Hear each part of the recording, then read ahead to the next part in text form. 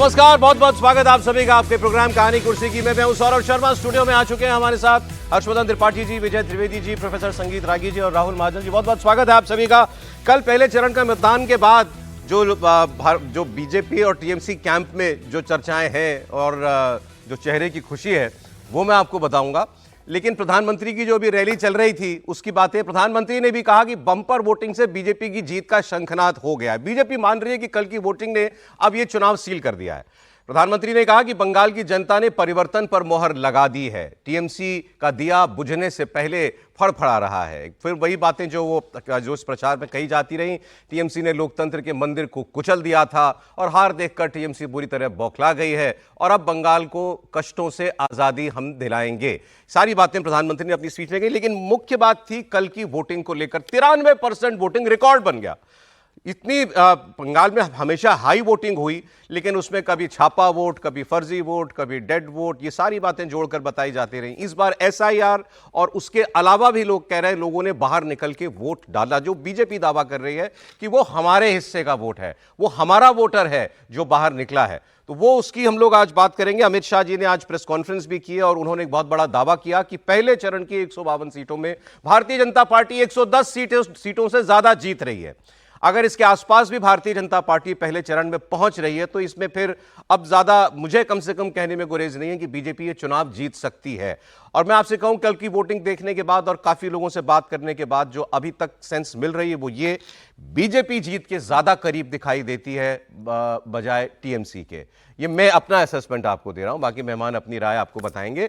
तो लेकिन इससे पहले एक तस्वीर आपको और दिखा देता हूं मैं। आज की तस्वीर लेटेस्ट, प्रधानमंत्री मोदी ने आज दमदम की रैली में ऐलान कर दिया कि बंगाल में परिवर्तन की लहर चल रही है। कल की वोटिंग के बाद टीएमसी के गुंडों की बेचैनी बढ़ गई है। उनका वही हाल है जैसे दिया बुझने से पहले फड़फड़ाता है। और ये तस्वीर देखिए आप, सुबह सुबह जब निकले प्रधानमंत्री बोट राइड पर। प्रधानमंत्री नरेंद्र मोदी जब कोलकाता में, मतलब ममता बनर्जी के गढ़ में सुबह सुबह सैर पर निकल गए, हुगली नदी के किनारे लोगों से मुलाकात की, जो वहां नाविक मिले उनके साथ बात की, नाव की सवारी की। प्रधानमंत्री ने हुगली की तस्वीर सोशल मीडिया पर पोस्ट करते हुए लिखा कि हर बंगाली के मन में गंगा जी के लिए विशेष स्थान है। आप कह सकते हैं कि गंगा बंगाल की आत्मा से बहती है। आपको बता दें कि प्रधानमंत्री मोदी दमदम और जादवपुर में आज चुनावी सभाएं कर रहे हैं। दमदम विधानसभा उत्तर 24 परगना जिले में आती है। प्रधानमंत्री मोदी आज यहां रैली करके वहां की 33 विधानसभाओं को कवर करेंगे।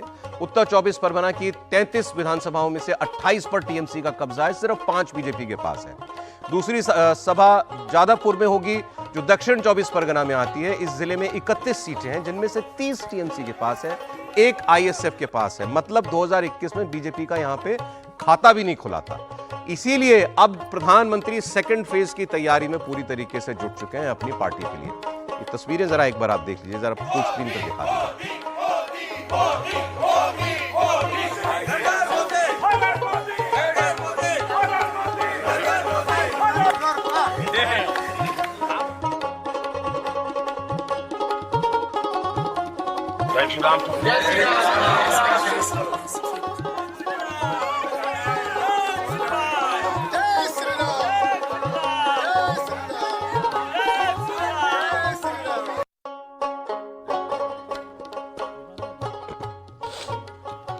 दूसरे फेज की बात हम लोग करेंगे थोड़ी देर में, लेकिन पहले फेज का पूरा आकलन कर लें, क्योंकि कल जब तक ये हमारा प्रोग्राम चल रहा था तो वोटिंग तब भी अच्छी हुई थी, ये तो पता लग रहा था, लेकिन इतने हद तक जाएगी वोटिंग ये अनुमान नहीं था। 93% के करीब, मतलब हर 9 आदमी तो निकला ही निकला।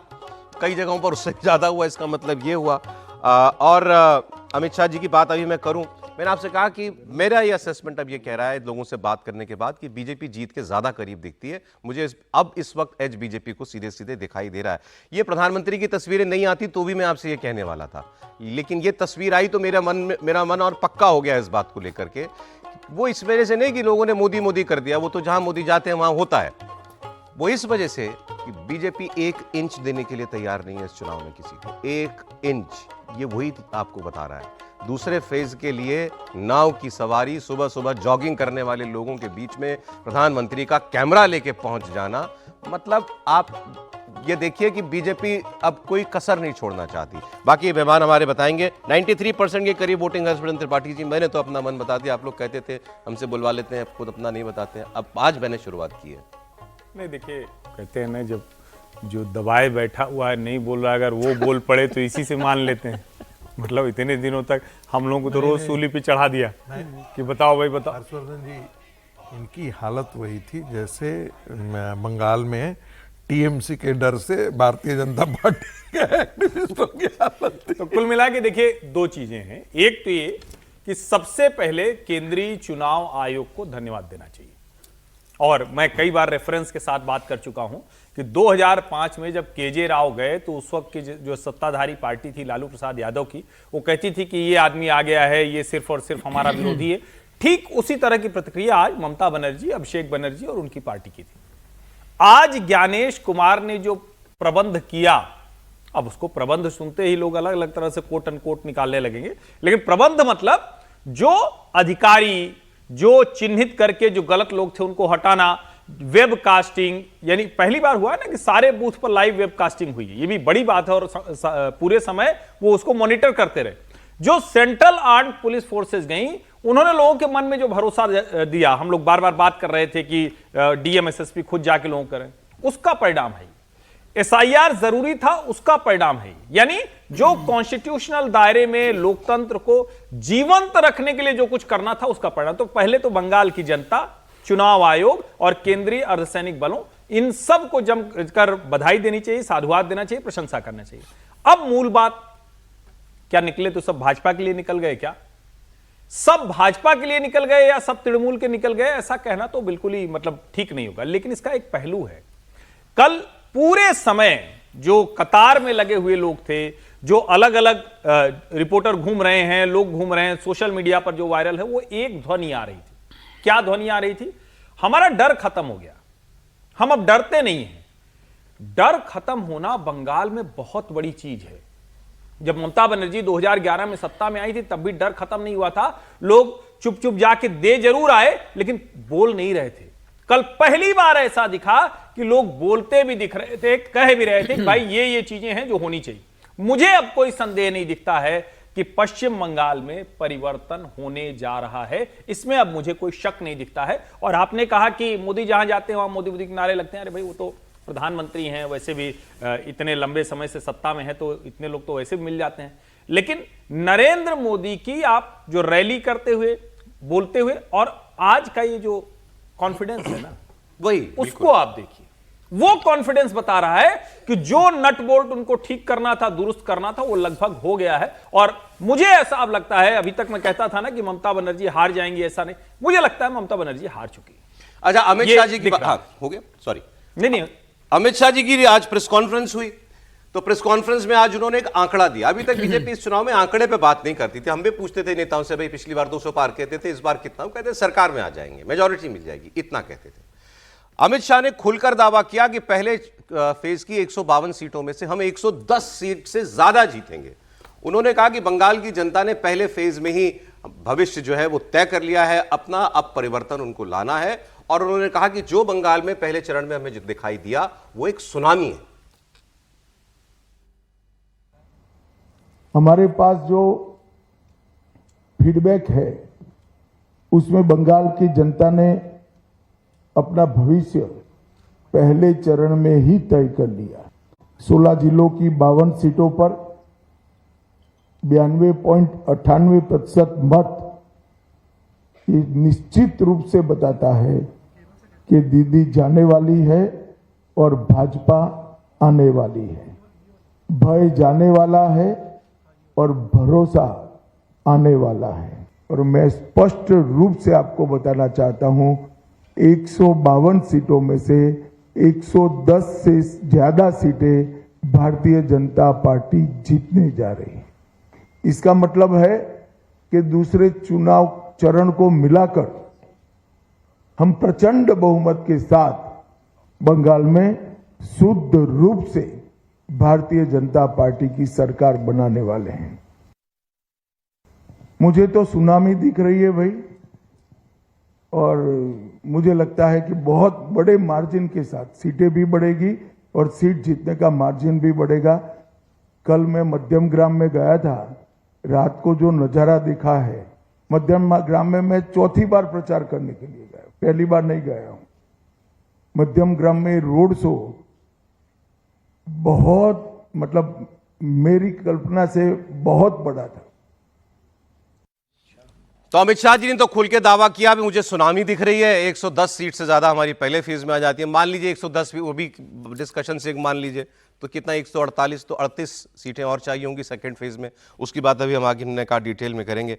लेकिन बाकी मेहमान पहले अपनी ओपिनियन बता दें सर, पहले फेज की वोटिंग के बाद की और इस दावे को सुन के।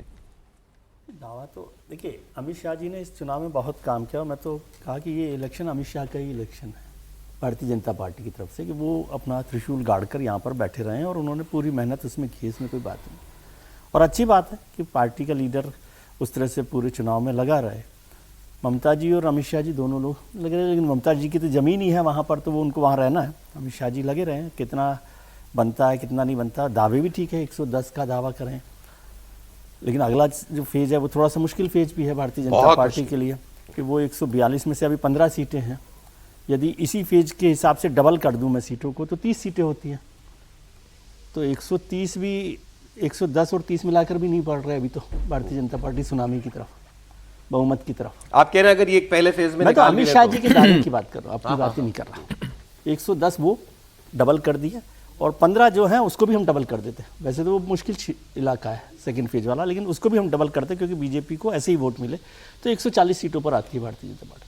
लेकिन आज है ना, उस फेज का इलेक्शन को एनालाइज करना कि ममता जी जीतेंगी बीजेपी जीतेगी, इसका मतलब नहीं है, क्योंकि अब इलेक्शन होने दीजिए। मेरा एक चिंता की बात ये थी कि जो SIR हुई, SIR में जो हुआ वो हुआ, लेकिन जो 18.5 लाख वोट फर्स्ट फेज में लॉजिकल डिस्क्रिपेंसी की वजह से नहीं दिए, उनके बारे में क्या कहता है लोकतंत्र और चुनाव आयोग और सुप्रीम कोर्ट। हर आदमी को वोट का अधिकार मिलना चाहिए ना। जिन लोगों के वोट कट गए उन पर तो अलग से डिबेट हो सकती है, लेकिन जिन 18.5 लाख वोट फर्स्ट फेज में, जिन पर आपने कोई फैसला नहीं किया, जिनका निर्णय नहीं हो पाया, जिनका निर्णय नहीं हुआ कि मतलब वो गलत है कि सही है, तो उनको वोट देने का अधिकार क्यों नहीं मिला। और 18.5 लाख वोट तो बहुत होते हैं। यदि पिछला वोट का अंतर देखें तो 40 लाख वोट तो कुल मिलाकर ही है, और ये 27 लाख वोट पर फैसला ही नहीं कर रहे चुनाव आयोग। तो वो चिंता, ये इसको नतीजे से मैं नहीं जोड़ता, मैं डेमोक्रेटिक सिस्टम पर जोड़ रहा हूँ। और उसमें सुप्रीम कोर्ट और आ गया तो और गंभीर बात होगी कि सुप्रीम कोर्ट ने इस पर क्या निर्णय किया। लेकिन आप ये बात आज कह रहे हैं, जब मैं रोज कह रहा हूँ, कल भी मैंने कहा था कि भाई जिन वोटों पर फैसला नहीं कर रहे उनका क्या होगा। आपने जिन पर फैसला कर लिया वो भी विवाद में हो सकते हैं, क्योंकि वो ट्रिब्यूनल में जाएंगे, क्या होगा क्या नहीं होगा। और उसमें भी साफ हो गया कि 138 वोट गए और 136 को आपने क्लियर कर दिया, लेकिन उस पर जा ही नहीं रहा। जिनका आपने फैसला नहीं किया कि ये वोट सही है कि गलत है, उनको वोट देने का अधिकार क्यों नहीं मिला। देश की कानून व्यवस्था तो ये कहती है कि जब तक कोई अपराधी साबित ना हो जाए तब तक वो अपराधी नहीं है। तो वो चिंताएं बड़ी हैं। चुनाव के नतीजे तो ये मुद्दा भी बड़ा है। हाँ, मेरे हिसाब से वो है। बाकी चुनाव का तो जो डिस्कशन वोट पड़ा उस पर कर रहे थे जी, तो उस पर आपकी बात क्या, आपको क्या लगता है बीजेपी की सीटें बढ़ेंगी? लग रहा है बीजेपी की सीटें बढ़ेगी, इसमें कोई यहाँ तक भी जा सकती है जहां तक इन्होंने कहा। अब यहाँ का तो मुझे नहीं पता, लेकिन बीजेपी की सीटें अच्छी खासी बढ़ सकती हैं उसमें जिस तरह का हुआ है। ठीक है, अभी भी आप लेकिन कोई मतलब कोई निर्णय पे, निष्कर्ष पे नहीं पहुंच पाएंगे पहले फेज की। नहीं, मैं तो अमित शाह जी की टोटल काउंटिंग से नहीं पहुंच पा रहा। ठीक है, नहीं पहुंच, हो गया क्लियर, नहीं पहुंच पा रहे आप। ठीक सर, कोई डाउट है क्या? देखिए, मुझे पहले दिन से डाउट नहीं था, और कहानी कुर्सी के आप एपिसोड निकाल लीजिए जब से बंगाल चुनाव पर बात होती है। मैं पहले दिन से कह रहा था कि भारतीय जनता पार्टी 160 सीटों के आसपास जीत रही है। अब उसमें बढ़ोतरी होती है, कितनी ज़्यादा जाएगी, लेकिन ये मैंने मिनिमम बेंच आपको बताया है। उस चीज़ से बात करना, उस बात पर बात करना बहुत ज़रूरी है, क्योंकि इस देश में कल से मैं देख रहा हूँ पत्रकारों को कि वो इस चीज़ पर बहुत चिंता जाहिर कर रहे हैं। उनको कहना, उनका जो आरोप है मोटा मोटी कि देखिए इस चुनाव को में जो होना चाहिए था उसकी रक्षा न सुप्रीम कोर्ट कर पाई, न चुनाव आयोग कर पाया, और पूरा एक तंत्र लगा हुआ है भारतीय जनता पार्टी को जिताने के लिए। मोटा मोटी यदि जो वीडियो मैंने देखा और टेलीविजन पर कई बड़े मूर्धन्य पत्रकारों को मैंने सुना, तो उससे यही निकल करके आ रही थी। लेकिन उन मूर्धन्य पत्रकारों के मुंह से मैंने कभी ये नहीं सुना था कि बंगाल के अंदर हत्या की संस्कृति में हत्या करके डरा करके वोट नहीं देने जाने पर ममता बनर्जी के खिलाफ और वहां पर लोकतंत्र की हत्या होती थी, लोकतंत्र वहां जीता नहीं था, सांसें गिन रहा था, इसके बारे में कभी चर्चा नहीं हुई। जो लोग डर से वोट नहीं दे पाते थे, क्या उनको लोकतंत्र में जीने का अधिकार नहीं था? क्या उनको लोकतंत्र में वोट देने का अधिकार नहीं था? और यदि पैरामिलिट्री फोर्सेज जाकर के वहां पर जाकर के चुनाव करवा रही है, तो क्या यह अच्छी बात नहीं है कि हर आदमी बिना डर भय के निर्भय होकर के मतदान करने जाए? जी, ये एक प्रश्न है। दूसरी बात, ये इस बार का कम से कम चुनाव आयोग पर दोष नहीं दिया जा सकता है इस मामले पे, क्योंकि चुनाव आयोग तो जैसे बिहार में कर रहा था यहां भी कर डालता। लेकिन आप बाधा किसने पहुंचाई? आज चुनाव आयोग पर एक आरोप लगाया जा रहा था, और एक और जो अनाम और अघोषित कांग्रेस पार्टी के प्रवक्ता और बड़ा पहले बहुत बड़े सेफोलॉजिस्ट हुआ करते थे, वो सुप्रीम कोर्ट को भी इस घेरे में लेकर के आए। उनसे पूछा जाना चाहिए कि यदि हर जगह यदि हो रहा था एसआईआर, यदि बंगाल में भी चुनाव आयोग को आप करने देते और सरकार सपोर्ट करती तो क्या हो नहीं जाती? क्या कल ही हाईकोर्ट ने फटकार लगाया है, आप बीएसएफ को, आप बॉर्डर को 31 मार्च तक जमीन दे देनी चाहिए। ममता बनर्जी को जमीन नहीं दिया, फेंसिंग नहीं करने दिया। क्यों नहीं करने दे रहा है? क्योंकि घुसपैठिए का मुद्दा जो है वो बांग्लादेशियों, मुसलमानों को ये नहीं लगना चाहिए कि देखिए ममता बनर्जी भी घुसपैठ रोकने के लिए, यहां पर फेंसिंग करवाने के लिए भारत सरकार को जमीन दे दी। ठीक है, एक ऐसी सरकार जब आकर के सत्ता में बैठ जाए तो फिर वह वाजिब बन जाता है कि सारे तंत्र को दुरुस्त किया जाए और वहां पर एक फेयर वोटिंग हो।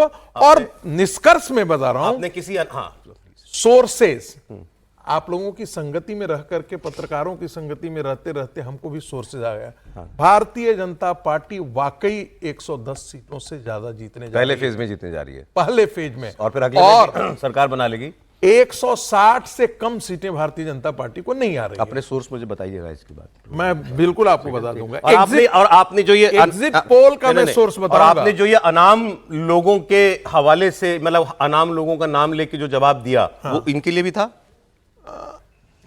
वो इनके लिए व्यक्तिगत नहीं था। वो तो सवाल नहीं, इनकी बात पे, सवाल ही इनकी बात पे वो भी उस गिरोह में शामिल हैं, इसमें कोई दो राय नहीं है, लेकिन इन पर व्यक्तिगत नहीं था, ये मैं कहता हूं। विजय जी को मैं इसका, राहुल जी, एक चीज जो ऐसी हिमाकत में नहीं कर सकता। नहीं, मैं वो जो बात अभी इन्होंने कही, और कल से जो जहां से त्रिपाठी जी ने शुरू किया, डर वर, कल सेफोलॉजिस्ट से भी बात करते थे ना हम, तो वो 2-3 लोगों हमारे प्रोग्राम में रेगुलर आते हैं, तो पूछते थे, और उनका डेटा कुछ भी कह रहा हो ओपिनियन पोल का, वो कहते थे अगर पोलिंग हो गई तो, अगर वोट पड़ गया तो, अगर लोग निकल गए तो, अगर डर नहीं हुआ तो।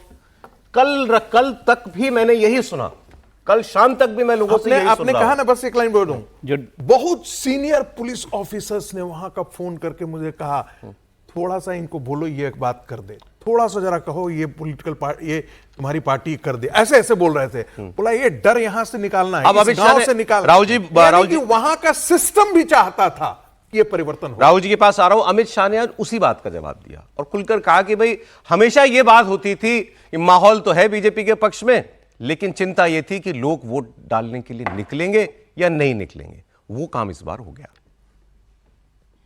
एक बहुत बड़ी आशंका यहां व्यक्त की जाती थी कि जन समर्थन तो है, मगर पोलिंग स्टेशन पर पहुंचेगा क्या?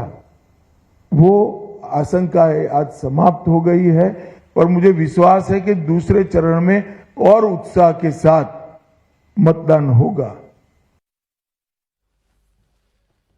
एक लाइन कह दी, मैं एक लाइन केवल कह रहा हूं कि बंगाल की जनता को मैं सलाम करता हूं, वो इतनी बहादुर है कि इतने डर के बाद भी 80-84% वोट डालने आ ही जाते हैं। सही, तो आपने कल ही कह दिया था जी। नहीं, भय इतना है, उसके बाद भी 84% लोग आते हैं। थोड़े से पहली बात तो ये कि बीजेपी बड़ा अच्छा चुनाव लड़ रही है, ये बात बिल्कुल सही है।